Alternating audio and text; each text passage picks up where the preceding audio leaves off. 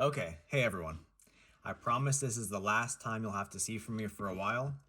We're going to do an advanced installation guide for the aluminum case for the MiSTer FPGA project. First tip, very important. Open this box carefully and open it over a container. Some of the bags have been split open inside just from movement during shipping. Better safe than sorry.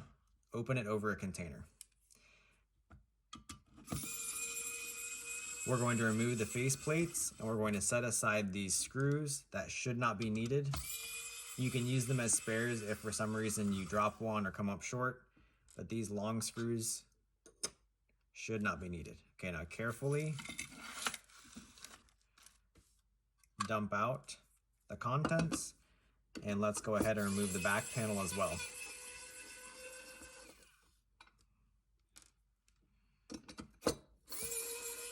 People always ask me about these electric screwdrivers. These are called WOW sticks. I think I got the tip from Citrus 3000 PSI. Great guy. And yeah, they're super handy if you do a lot of repetitive, low torque things like opening a console. Okay, now the first thing I want you to check when you open your case is make sure that these sides are parallel and give them a little bend if they're not. Sometimes during shipping or during manufacturing, I'm not sure which. So just give them a little bit of a bend. We want to make sure the top and the bottom join nicely. They're grooved together so that the heat, you want the maximum contact you can there so that the heat dissipates throughout the entire case. You can see there, it's pretty good. Check that. Don't be afraid to bend it just a little bit. I haven't damaged any of these in doing so, but check that. Okay, let's go ahead and do our standard removal of existing DE10 Nano hardware. In this case, we're not reusing any of this hardware.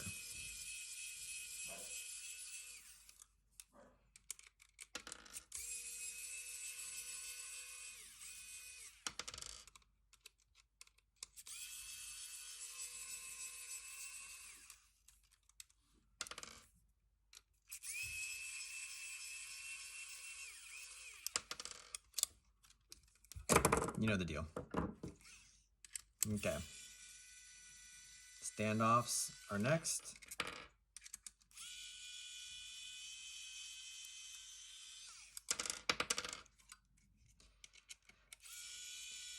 After doing about, 40 or so installations here, I've gotten some pretty good pointers to share with you, so hopefully that's beneficial. Here I have the real-time clock with the battery already installed.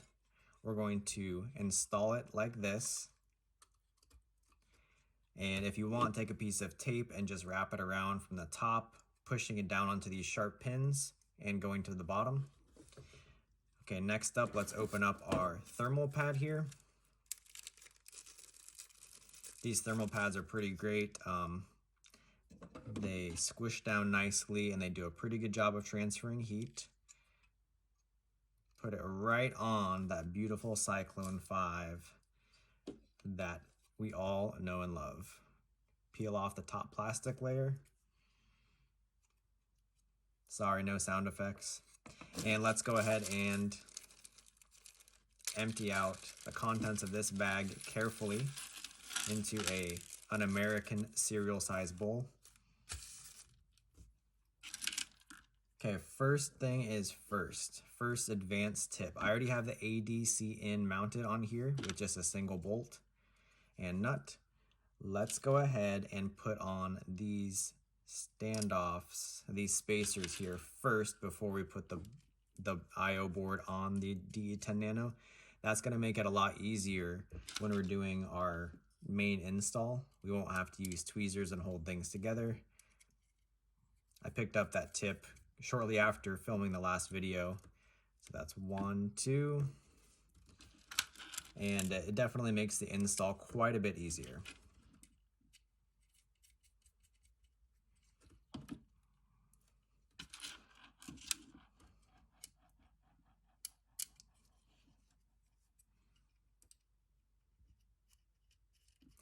Now the second tip actually came from a user and they said, or a customer, they said, hey, I noticed if I added 1/2 millimeter thick M3 washers that it actually does help the alignment, vertical alignment of some of the ports.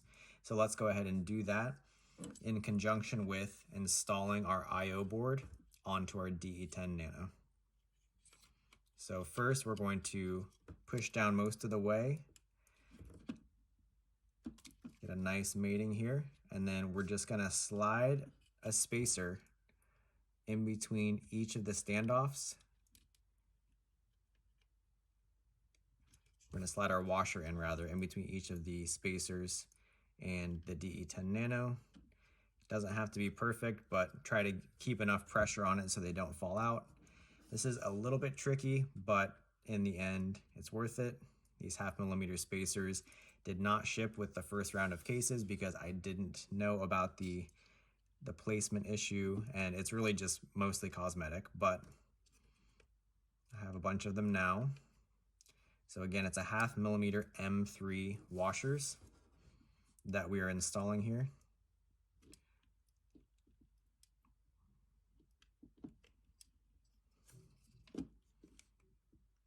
Okay, make sure we can see through all the holes, pinch down the corners.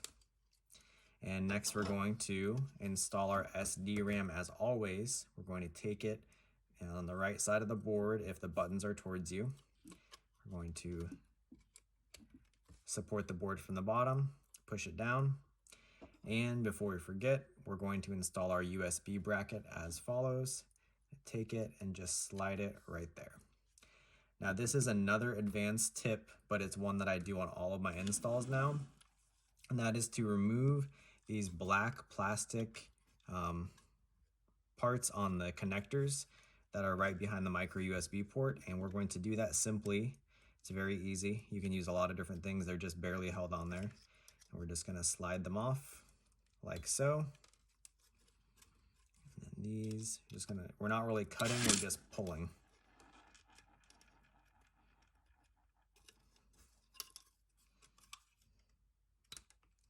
And they'll probably shoot off and go everywhere. Okay, next we want to trim these pins to be the same height as the USB port they're next to. And again, this is totally optional, but it makes it for a little bit nicer install process. And when you do this, hold it down away from you over a container preferably, and that will keep the pins from shooting into your eyeballs. Assuming you have 2 eyeballs, that is. If not, you definitely want to do that away from your eyeball.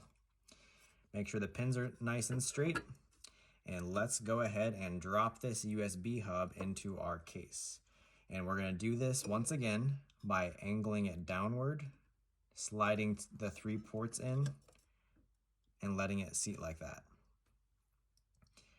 Okay, next up, we're going to take our sync on green if it's a standard I/O board, or your power switch if it's a digital I/O board, and we are going to slide it in to this little hole on the case, and we're going to pull against the other side and kind of slide this down. So you can see we want to put the switch in first, otherwise it's going to be a nightmare.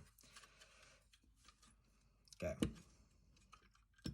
Next thing we want to do is take something, I'm going to use these cutters, and we're going to align the USB bracket onto the USB hub pins.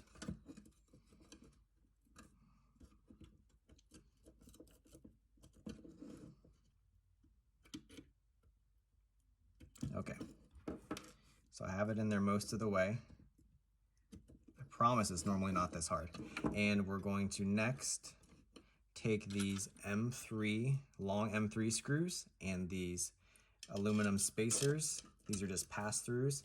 We're going to thread the M3 screw in through the USB hub, introduce the spacer onto it, and then we're going to slide the screw all the way, making sure our nylon washer is still under that standoff, and we're just going to give it a few turns.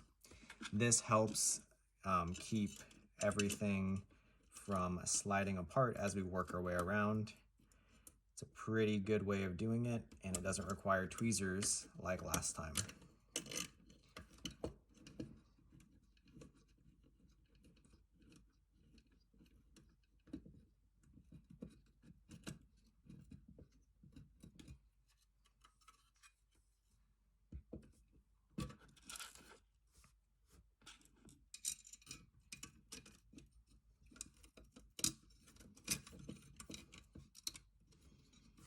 last two here.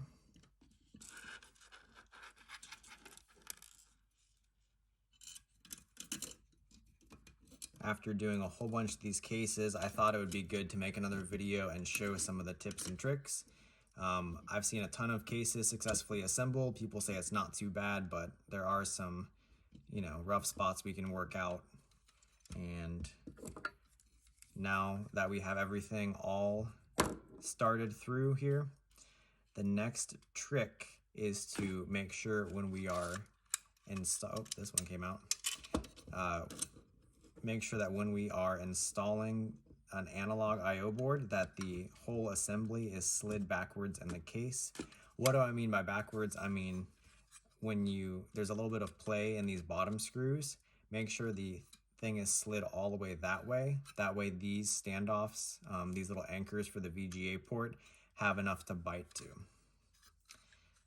Okay, so I'm gonna push everything to the back while I tighten these screws.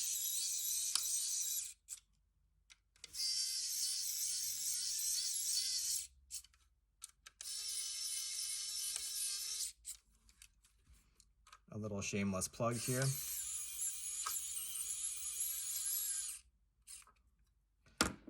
Okay, check our port alignment. Everything looks good. All right, next we're going to go ahead and put these bottom little silicone feet on. And I put them right inside of each set of screws, each screw rather. If you live dangerously, you can put them on the screw. That's really up to you. Who am I to tell you where to put your silicone dots? You know what I'm saying? All right. And now we are ready to install the top. Now, one change I've already talked to the designer about is this collar needs to be up higher so that the buttons don't slide out so freely. It's really not an issue, as I can't imagine many people are using their MiSTers upside down. But in any case, it's an improvement for the next revision of buttons. So now we're going to slide that in and just keep a little bit of pressure. I'm going to let it sit right there. We're going to take our front panel, and this is a little bit harder to show, but I like to work at this point. I like to put the front panel on right there. I'm going to grab my wow stick while I'm working on my MiSTer. Try explaining that one to your friends. And we're going to put some pressure down, and we're just going to start these screws gently. We're not going to torque them down right now. We want to check alignment.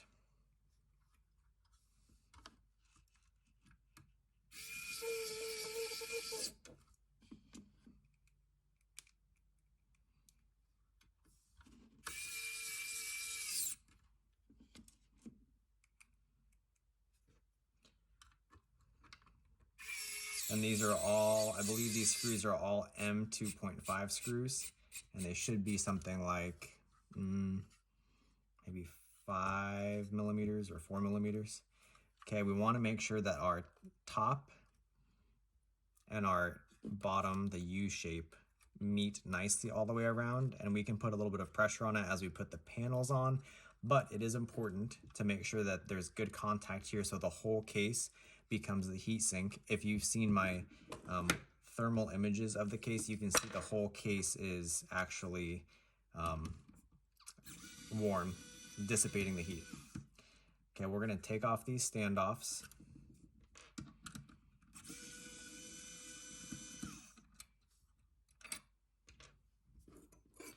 We're going to install this rear plate here, and then I'm going to get the standoffs installed, maybe a half turn, maybe a full turn if I'm lucky.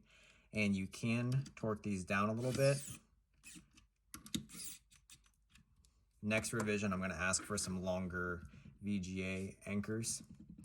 And now we're going to do the rear 4 screws, and then all that's left is to install the light pipes.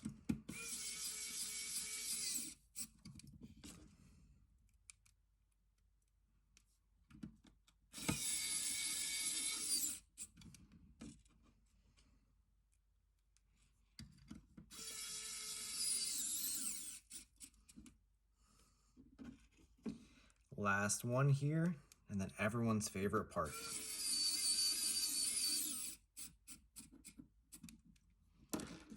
Okay, let's take these light pipes. The 3 long ones go up top.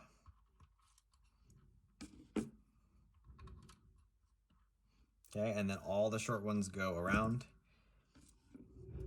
These aren't terrible if you drop them, but it's maybe not the easiest thing to find, so try and be careful. And some of them go in a little easier than others.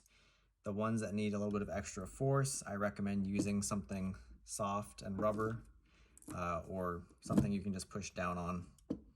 Save your fingertips. At least if you're doing a whole bunch of installs, your fingertips definitely will appreciate you using a better tool. One in the rear for the power LED. Note that the rear USB port is labeled power only. That's because it is power only. It's meant to, if you want to charge a controller or if you have some accessory, maybe you're one of those maniacs that uses direct video and you need to power your direct video HDMI to VGA dongle. You can use that port right there. All right, 2 more.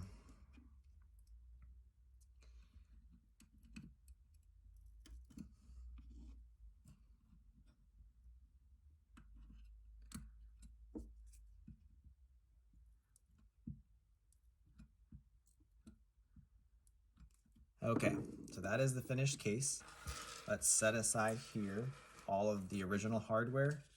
Move our cereal bowl, make sure we wash it before we eat cereal out of it, please. No lead poisoning. And I wanted to try to get some comparisons of the color in different lighting. So this is the gray, it's kind of an iron gray, kind of a gunmetal gray. Both of these are anodized aluminum, and this is kind of a flat black. Let's see if I can see how they catch the light a little bit. Let me turn off this light, or turn it down at least. You can see there what they look like in dimmer light, and then even dimmer still.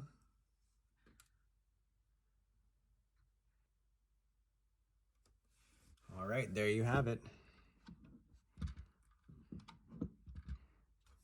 This is the last video you'll have to watch from me for a while. Take care.